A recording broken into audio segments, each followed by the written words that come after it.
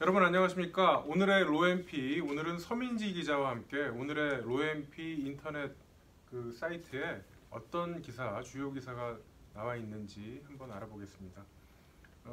오늘 로엠피 사이트 톱 기사는 지방선거 후에 두 달 동안 각 정당의 지지율에 대한 기사죠. 네, 그 맞습니다. 민주당 지지율이 많이 내려갔고 정의당이 올라갔다 이런 내용이죠. 좀 설명해 주시죠. 네, 맞습니다. 민주당의 최근 지지율은 큰 폭으로 하락했는데요. 대선 직후만 해도 66%, 또 얼마 전 문재인 대통령 취임 1주년인 5월 첫째 주만 해도 55%를 기록했습니다. 근데 3개월이 지난 지금 40%까지 떨어졌습니다.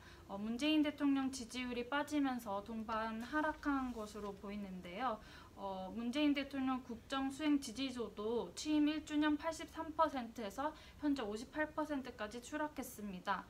반면에 정의당 같은 경우에는 줄곧 5%에서 8%를 왔다 갔다 하다가 고 노회찬 전 의원의 사망사건 이후인 8월 첫째 주 15%에서 그 둘째 주는 16%까지 매주 최고치를 경신하고 있습니다. 거의 2배가 올라갔네요. 네네. 여기서 눈여겨볼 점은요. 민주당의 지지율의 낙폭이 고스란히 이제 정의당으로 옮겨갔다는 점입니다. 결국 이제 민주당의 떨어진 지지율 그만큼이 정의당으로 이렇게 고스란히 갔다는 얘기죠. 네, 그만큼 맞습니다. 진보층이 그쪽으로 갔다라고 이제 해석이 되어지는데, 그럼 두세 달 동안에 어떤 일이 그렇게 있어서 이런 변화가 큰 변화가 있었던 거죠?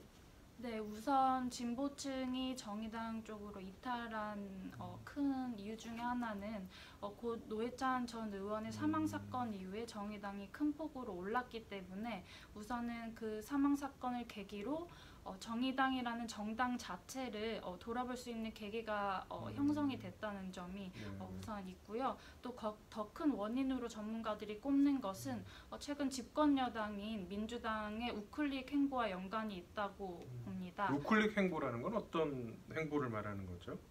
재벌들에게 접촉면을 늘린다거나 아니면 규제 완화, 최근 같은 경우에는 운산분리 완화법을 추진한다든지 최저임금 그 부작용을 해결하기 위해 산입 범위를 늘린다든지 이런 행보들을 뜻합니다.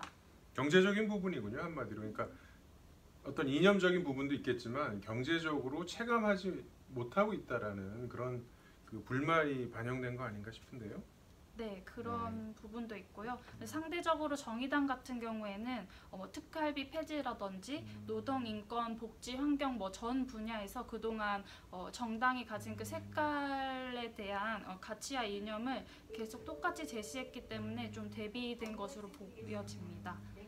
그리고 정의당이랑 또 경쟁하는 부분이 은산분리 부분인데, 그 정의당의 최혜선 의원은 굉장히 또 강력하게 민주당을 비판적인 입장에서 새로운 법안을 또 냈죠. 토론회도 열었고요. 예. 네, 이렇게 대비되는 부분에서 성명성을 굉장히 정의당이 부각하고 있는데요. 추혜선 의원 같은 경우에는 정무위원회 소속인데 최근에 은산분리 완화에 반대하는 토론회를 연다든지 아니면 기자회견을 열어서 민주당이 개혁입법연대를 제안했는데 이런 식으로 계속 하는 거는 야합이다, 우린 받아들일 수 없다 이렇게 강하게 주장하기도 했습니다. 그리고 새롭게 정동영 대표 체제가 들어선 민주평화당도 굉장히 진보 쪽의 정책 행보를 보이고 있죠. 네, 맞습니다. 민주당이 살짝 우클릭을 하는 그 틈새를 노려서 이제 평화당과 정의당이 그 자리로 이제 지지층을 찾아서 가고 있는데요. 평화당 같은 경우에는 정동영 대표가 최근 친노동자 행보를 이제 강화하면서 그쪽 틈새 전략을 노리는 것으로 보입니다. 그렇다면 다시 한번 중도층이 왜 민주당을 이탈하는지를 한번 좀 알아보고 싶은데요. 중도층이라는 건 결국은 지난 대선 때 문재인 대통령과 민주당을 지지했던 그런 핵심 지지 그 당선의 당락에 제일 큰 영향을 미친 그 지지층 아닙니까? 중산층, 중도층. 네, 왜 이탈하는 거죠? 맞습니다. 그러니까 촛불 전국에서 그 30%를 진보를 제외한 나머지 층들이 이제 중도층이라고 볼 수 있는데 이분들이 대거 이제 이탈한 것으로 보입니다. 그 이유는 북핵 폐기 문제에 대한 기대감이 있었는데 지금 현재 별다른 진전을 보이지 못하고 있고요. 또한 가장 큰 문제는 민생 경제에 대한 기대가 그동안 이제 이명박 박근혜 정부 9년 동안에 이제 힘들었던 그 부분들을 문재인 대통령이 해결해 줄 거라는 기대가 상당했었는데 이제 그 부분에 기대에 못 미치면서 상당 부분 이탈한 것으로 보입니다. 한마디로 먹고 사는 문제에 대한 아쉬움, 뭐 부정적인 평가 이런 부분이군요. 네, 맞습니다. 그러면 지금 전당대회가 민주당에 이제 그 8월 25일 날 열리지 않습니까? 전당대회도 별로 영향을 못 미치는 것 같아요. 네, 맞습니다. 그래도 이제 그 중도층 이탈에 대한 우려 목소리가 나오면서 당대표 후보인 김진표 후보 같은 경우에는 이 부분을 자신의 오히려 강점으로 내세우기도 했는데요. 2020년 총선에서 압도적인 승리, 즉 180석 이상을 얻어야 문재인 정부의 성공을 이제 점칠 수 있는데 180석까지 가려면 진보층은 30%에서 35%의 그런 한계가 있기 때문에 무조건 중도층으로의 그 확산이 필수적이다. 그래서 내가 중도층을 확산을 할 수 있는 가장 강점을 가진 후보다 이렇게 주장을 하고 있습니다.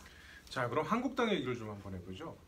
중도 지지층이 민주당에서 그 이탈을 하면 그 이탈한 어떤 표가 한국당의 지지율로 이렇게 이어지는 게 지금까지 어떤 패턴이었고 앞으로도 그럴 것으로 보이는데 아직까지는 현재는 그렇진 않단 말이죠. 왜 그런 겁니까? 이거는? 네, 한국당 역시도 이게 가장 고민거리로 있는데요. 원래는 이제 대통령과 집권 여당의 지지층이 이렇게 지지율이 빠지면 그게 제1야당으로 옮겨가는 게 그동안의 추세였는데 이제 한국당 같은 경우에는 최근에 계속 우클릭 행보를 너무 강화했기 때문에 극우 쪽으로 좀 편향되면서 포괄적인 이제 중도층을 포괄적으로 대변하지 못한다는 문제점이 생긴 것으로 보입니다.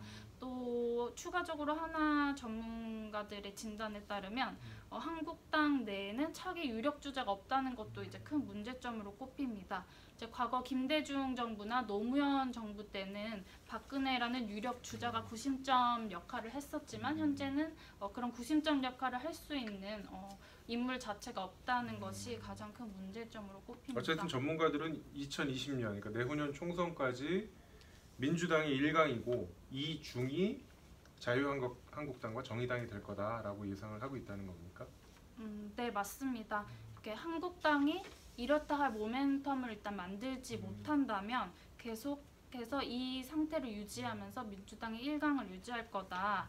왜냐하면 정의당 같은 경우에는 진보층의 아까 한계가 30% 이상 넘어갈 수 없기 때문에 그 부분도 조금 더 정의당이 이 지지율을 계속해서 유지할 수 있을지 지켜봐야 된다는 목소리가 있었고요. 또 한국당 같은 경우에는 최근에 이제 김병준 체제로 들어서면서 당의 이념 자체를 반공해서 민생 경제로 옮기겠다 이렇게 선포한 만큼 앞으로 혁신 작업들을 조금 더 지켜볼 필요가 있다는 이야기가 나옵니다. 네, 오늘 말씀 잘 들었습니다. 지금까지 서민지 기자였습니다. 감사합니다. 감사합니다.